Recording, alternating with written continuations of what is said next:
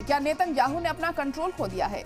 क्या इजराइल के वजीर आजम के लिए इक़्तिदार में बने रहना उनके मुल्क इजराइल से भी ज्यादा अहम हो गया है? ये सवाल इसलिए उठ रहे हैं क्योंकि उनके अपने कैबिनेट के वजीर ही उन पर इल्जाम लगा रहे हैं कि वे इक़्तिदार की अपनी जाती ख्वाहिश को मुल्क की मफाद से ऊपर रखते हैं। दुनिया भर की तरफ से नेतन्याहू से की जा रही अपीलों को भूल जाइए कि वो अपना रास्ता बदलें, जंग खत्म करें, शहरियों का कत्ल ना करें।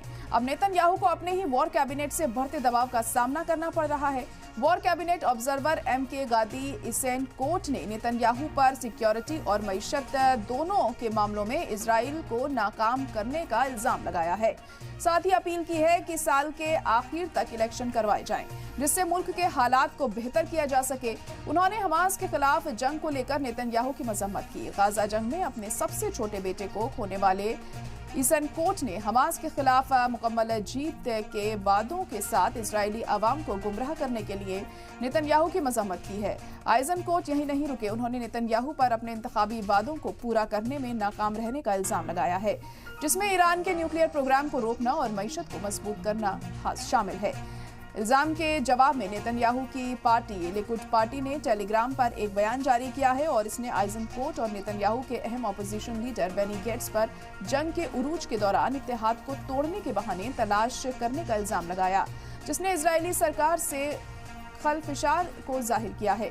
जिसके बाद सवाल ये खड़े हो रहे हैं कि नेतन्याहू सरकार कितने वक्त तक टिकी रह सकती है, क्योंकि नेतन्याहू जंग में इजराइल के एक्शन के खिलाफ आलमी जांच का सामना कर रहे हैं, जिसमें उसका सबसे बड़ा मुआविन अमेरिका भी शामिल है। आयरलैंड, स्पेन और नॉर्वे समेत यूरोप के 3 अहम ममालिक ने फिलिस्तीनी रियासत को मंजूरी देकर नेतन्याहू के कामों पर अपनी नाराजगी जाहिर की है। रफा में हुए ताज़ा हमले की दुनिया भर में मजम्मत हुई, जिसमें 45 लोगों की मौत हुई है। इजराइल के वॉर कैबिनेट में गेट्स ऑपरेशंस की देखरेख करते हैं, जबकि इसन कोर्ट ऑब्जर्वर के तौर पर हिस्सा लेते हैं। गेट्स को नेतन्याहू के खिलाफ सबसे बड़े चैलेंज के तौर पर देखा जाता है। गेट्स ने नेतन्याहू को वार्निंग दी है कि अगर उन्होंने 1 जून तक जंग के बाद के मंसूबों पर अपनी प्लानिंग जाहिर नहीं की तो वो सरकार से अपने पार्टी की हिमायत वापस ले लेंगे। गेट्स ने इजराइल और बैरून ममालिक में सरकार के लिए हिमायत बढ़ाने में मदद की है। हालांकि अगर वो इस्तीफा देते हैं तो नेतन्याहू पार्लियामेंट में अक्सरियत हासिल कर सकेंगे, साथ ही उन्हें अल्ट्रा नेशनलिस्ट पार्टियों की हिमायत भी मिलेगी।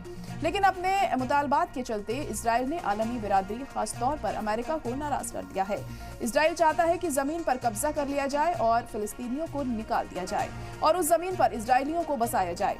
अब बाइडेन इंतजामिया ने इजराइल को वार्निंग दी है। वाशिंगटन ने नेतन्याहू से कहा है कि वह बंधकों की रिहाई के सौदे को फौरन तरजीह दे। दुनिया अमन मुआहिदे की मांग कर रही है। इजराइल के ज्यादातर लोग जंगबंदी चाहते हैं, सिर्फ नेतन्याहू और उनके शिद्दत पसंद ही मुस्तकिल जंग चाहते हैं। नेतन्याहू के कौमी सलामती मुशीर का कहना है कि जंग 7 महीने और चलेगी। इजरायली अखबार हारेट्स के मुताबिक जंग लंबे वक्त तक खिंचने से बंधकों की जान को खतरा होगा। वहीं अमेरिका के एक अफसर का मानना है कि जंग चाहे कितनी भी लंबी हो, अब मुआहिदा हो जाना चाहिए, क्योंकि गाजा में बंधक 7 महीने और इंतजार नहीं कर सकते। तो आपको बता दें कि अब इजराइल में जिस तरीके से लगातार मुखालफत हो रही है नेतन्याहू की, उसको देखते हुए आने वाले दिनों में किस तरीके से ये जो हालात हैं ये बनते हैं, ये अहम हो जाएगा देखना। और नेतन्याहू अब अगला कदम ऐसे में क्या लेते हैं, क्योंकि ये भी बड़ी बात है, क्योंकि उनके खुद ही वॉर कैबिनेट ये मान रही है कि नेतन्याहू अपना निजी फायदा यहाँ पर देख रहे हैं और उसी की वजह से वो पूरे देश को यहाँ पर झोंक रहे हैं और खासा नुकसान पूरे देश को उठाना पड़ रहा है। लेकिन नेतन्याहू यहाँ पर अपना फायदा होता हुआ नजर आ रहा है उनको, इस वजह से वो इस जंगबंदी की तरफ कोई भी अहम कदम नहीं उठा रहे हैं, क्योंकि लगातार जिस तरह से इस मामले में प्रेशर उन पर बनाया जा रहा है, जो तमाम ममालिक हैं उन पर लगातार कह रहे हैं, उनसे कह रहे हैं कि जंगबंदी की जाए, सीज़फायर किए जाए, लेकिन वो किसी की बात यहाँ मानने को तैयार नहीं है। लेकिन अब उनकी खुद के मुल्क के लोग अब इनके खिलाफ यहाँ पर खड़े होते दिखाई दिए हैं। क्या इसका असर नेतन्याहू पर पड़ेगा, ये भी देखना यहाँ पर अहम हो जाएगा, क्योंकि लगातार जो जंग है उसकी मुखालफत हो रही है और पूरी दुनिया में हम देख रहे हैं जो तमाम ममालिक हैं वो फिलिस्तीनियों के फेवर में खड़े होते दिखाई दे रहे हैं और जंगबंदी को लेकर लगातार अपनी आवाज़ बुलंद कर रहे हैं। लेकिन नेतन्याहू पर इन तमाम चीज़ों का कोई असर होता हुआ नहीं दिखाई दे रहा और उसी वजह से जो उनकी वॉर कैबिनेट है वो भी उनके खिलाफ अब खड़ी होती नजर आ रही है। लेकिन नेतन्याहू किसी की भी बात मानने को यहाँ पर तैयार नहीं है क्योंकि वो ज़ाती फ़ायदा अपना यहाँ पर देख रहे हैं। लेकिन अब देखना होगा कि आने वाले दिनों में क्या यहाँ पर इलेक्शन होते हैं या नहीं, क्योंकि लगातार इलेक्शन करवाए जाने की मांग भी बढ़ती जा रही है। और इसराइल में जिस तरीके से जो आवाम है वो भी सड़कों पर उतरी हुई है नेतन्याहू के खिलाफ और वो भी जमकर नारेबाजी यहाँ पर कर रही है नेतन्याहू की मुखालफत में। और उनका कहना है कि नेतन्याहू इस्तीफा दे और जंगबंदी की जाए और इलेक्शन जल्द से जल्द करवाए जाएं।